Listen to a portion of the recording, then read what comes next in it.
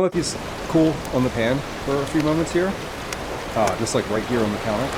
I'm going to turn my oven off. Oven is off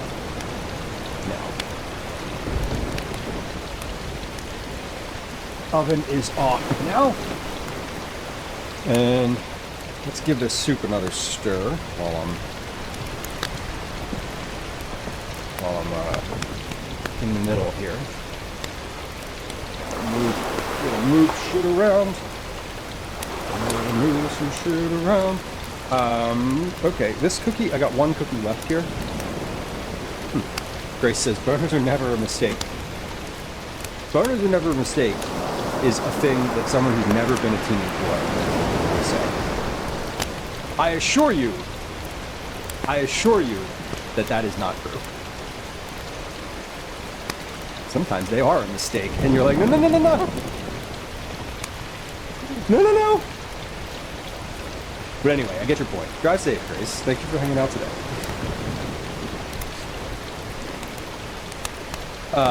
Alright. This soup is coming along. It's quite thawed. We have one big chunk left in here.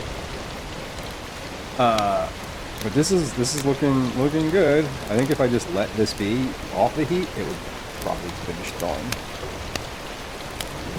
But we're going to put it back on the simmer for just a moment here. 5 minutes maybe.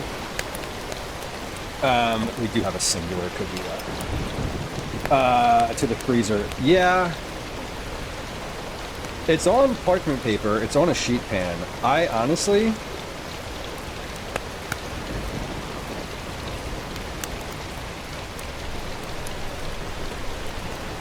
I'm going to put it in the oven just like that. I'm going to cook this single cookie in the oven. Let's, wait, I should turn the oven back on. Okay, fine. We'll turn the oven back on just for one cookie. Let's start the timer. That won't be that. Yeah, but that one's on parchment, so I'm sort of like, let's see what happens. Right? Like, I said, flattening them and putting them on parchment.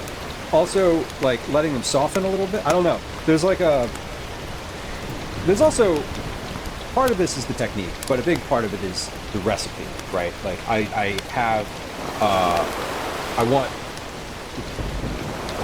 you shouldn't have to, like, if your recipe is something where you have to rest the cookies for a long time and then cook, and then let them come back out to like a little bit soft and then press them, like, that's too complicated.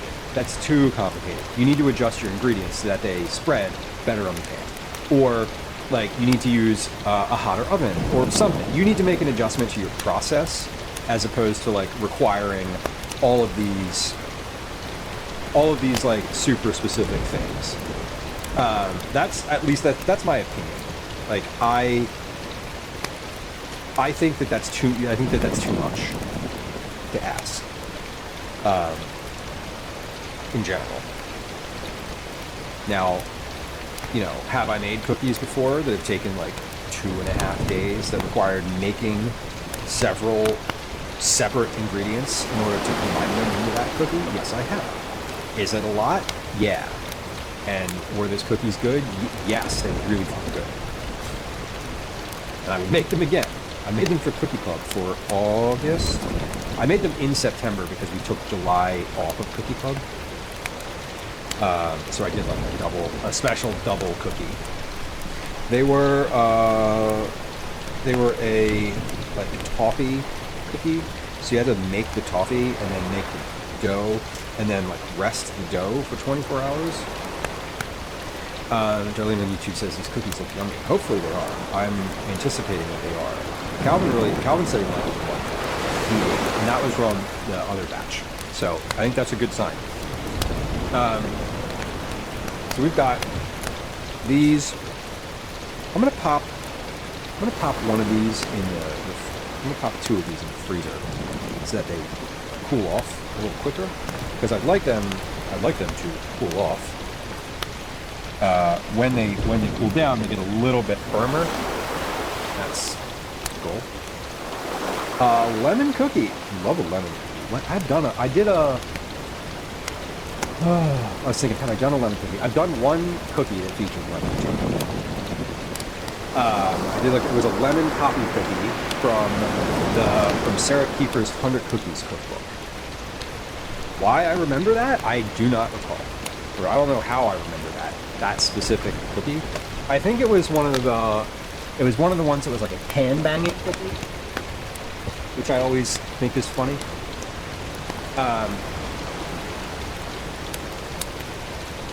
But they were really good. I remember them being very good. They were crisp and thin. All right, we have our leftover beet ready to go, or something or other. Probably other. A little sip of something. Okay, off, on. Let's give this a stir. Still got an ice chunk in here. We do, but just a small one. Yeah, he is. Right, just came in and said Obi's so cute. Obi is occupying a box on the side of the kitchen here that is a little small for a cat, and he's just kind of like wedged into the thing, and he sits there. Brian, he's been sitting there during stream. Like, that's his spot. He just likes being in the kitchen, but he doesn't want to be around. He doesn't want to be like next to me. He doesn't want to be within reach. What do you need? Can I get you something? Yeah, I am. Definitely. Okay. Is he set to go? Like, is his uniform out of the dryer? Okay. I know we're going. I just wanted to know if his uniform is still in the dryer or not. Because when it's in the dryer, he can't reach it. And an adult has to, like, intervene to get it. I just want to be able to say, get your uniform on, without having to manage that last call there. Yeah, it's hot out. Would you like a beef cookie? No. Okay. I'll see you later then. Okay. We're having grilled cheese and chips. Okay? Well,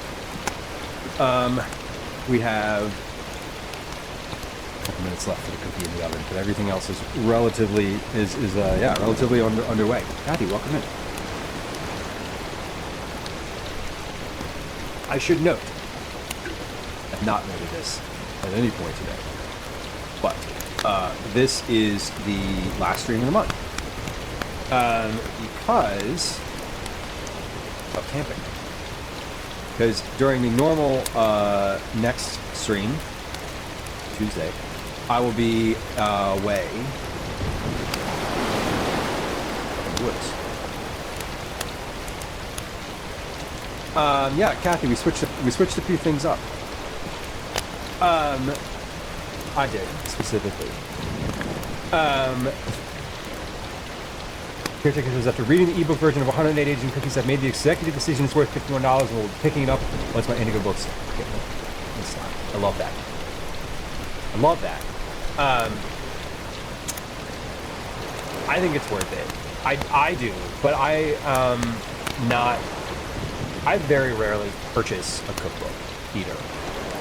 I purchased this one for a couple of reasons and like didn't get it in the library for those reasons. But I'm glad that you've arrived at that. I think it's a good one. And I love being able to mark the thing up. That's my motivating factor. I looked at it. I've looked at it in a bookstore before, and I was like, man, I don't have enough time to look at all these, and there's so many things in here I want to make, so many things in there that I would actually make. That's the key for me, is you can read a recipe and like, oh, this sounds really exciting. But if every recipe in a cookbook calls for multiple steps for like multiple days, I'm really put off by it. Like I went to, and I won't say the author because it's not relevant to this, but I went to a cookbook. There was an author demo and signing one time, and they were like, you know, giving away the cookbook. If you got a cookbook as part of the ticket, and the author signed it, right? Which was super cool. and it was a vegan cookbook, which I love because I don't really cook vegan. So to me, having that type of resource is really nice. However, when I was looking through it, I was really excited. I was like, oh, this is cool. This all sounds really good. And I'm reading the recipes, and it's like, okay, this recipe calls for this sauce, which is another recipe in the book. And this version of, I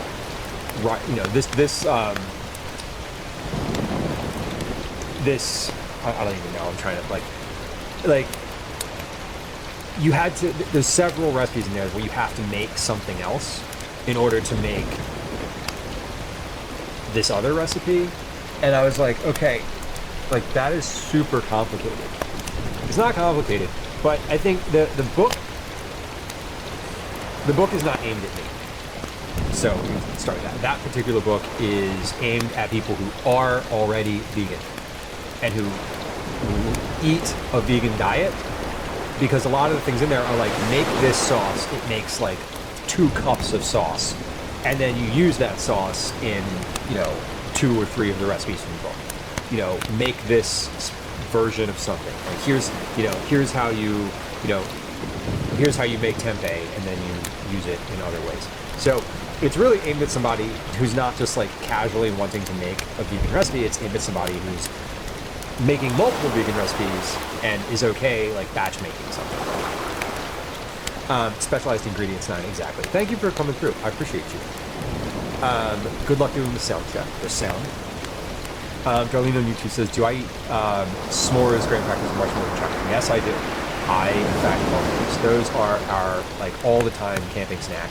I always have s'mores ingredients. Often, I don't have other snacks for camping. I just, like, literally just make s'mores. And Calvin is fine with that. He enjoys s'mores. I also very much enjoy s'mores. So, I am big into those. I've made s'more cookies before. I think those were for Cookie Club, I believe, if I recall. I don't recall exactly what they were, but I think they were.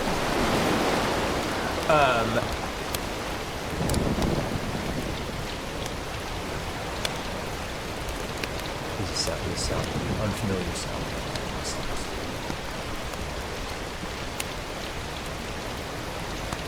And I'm not sure if it's positive or negative.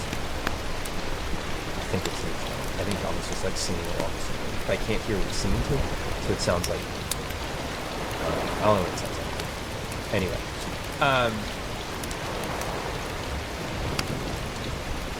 Kathy says we cook a lot of Italian, which requires a specific sauce for the meal.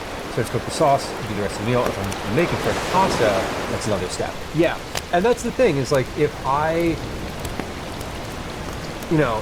I'm not going to necessarily make this sauce out of, and sometimes and it was specifically the sauces in this book. It was like, I was reading one recipe and I was like, this sounds really good.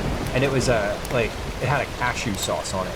And in order to make the cashew sauce, you had to like soak the cashews overnight and then make the sauce, and then you can make the thing. And I was like, dude, we're not doing that. I was like, this is so much work. I'm just not going to make this. And I think I've made 2 things from that cookbook so far, and it's great. It's like a good, if I was cooking vegan regularly, it would be a good resource, but I am not.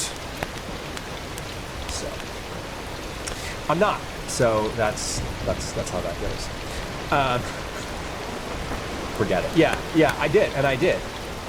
The talk that they gave it was at the Philadelphia Free Library, and it was really nice, and I enjoyed it a lot. But then I was like, all right, we're done. I can't.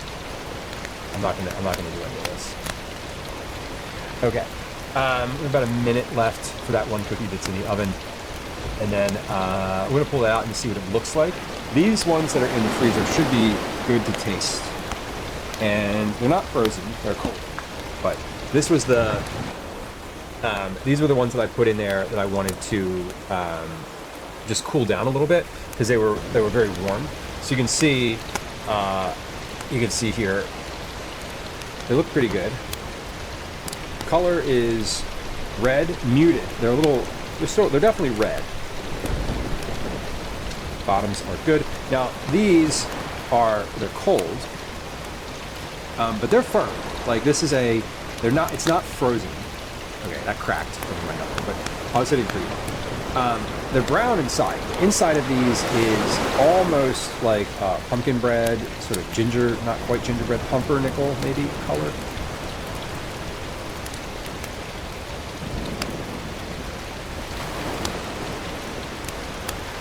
Let's see how these are.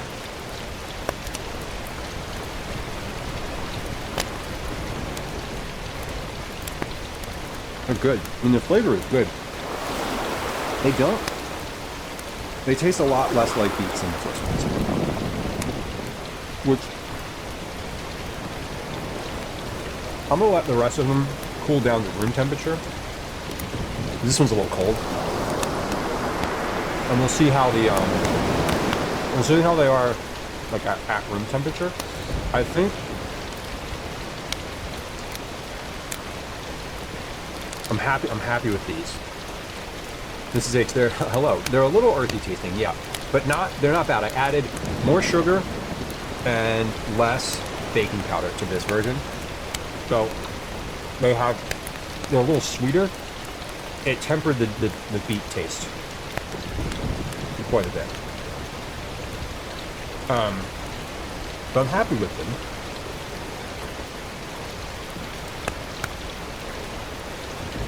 I'm not thrilled. They could be better.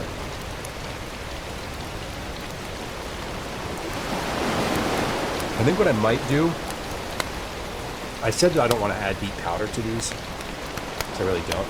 But I might add a little bit of beet powder. Now, the reason I would go for the powder, in addition, is I don't want to also add more moisture. Because the cooked beets add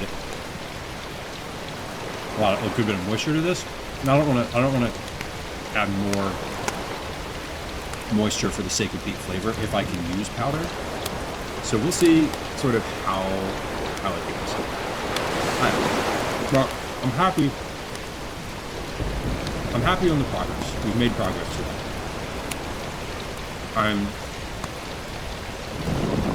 These are far better than the first ones. I know what I would like out of it. I think I need a little bit of they need a little bit of tweaking. Okay, that bite got a lot more beef in it. That was different. I don't know, that one had like a pocket inside. Unclear. Okay.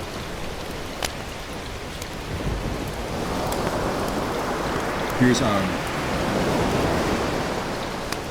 what we're gonna do. We are gonna take that other beef for the out of the oven. That's what we're gonna do. Take that out of the oven. Oh yeah, okay. This one is much rounder and crispier around the outside. This has I cooked this one on parchment. This was just like the last one I didn't take this one seriously, but it's looking good. All right, well, we did a good job today. I'm happy with that. I'm happy with the progress that we have a. Where are we gonna rate today? I know we are going to rate the Zachary Mike. Zach is a friend of stream. They are just getting underway. They're doing a review of, what does this say? I think it's a Dollar Tree haul. Dollar Tree Thursdays. Hell yes. The Dollar Tree stuff is really funny. And I would encourage you, please, to stick around with Zach's stream and hang out. And if you're not going to stick around, I definitely would like you to follow. I would specifically like you to follow Zach on YouTube, because that's where the money is. Today's the last stream of the month. last stream of March.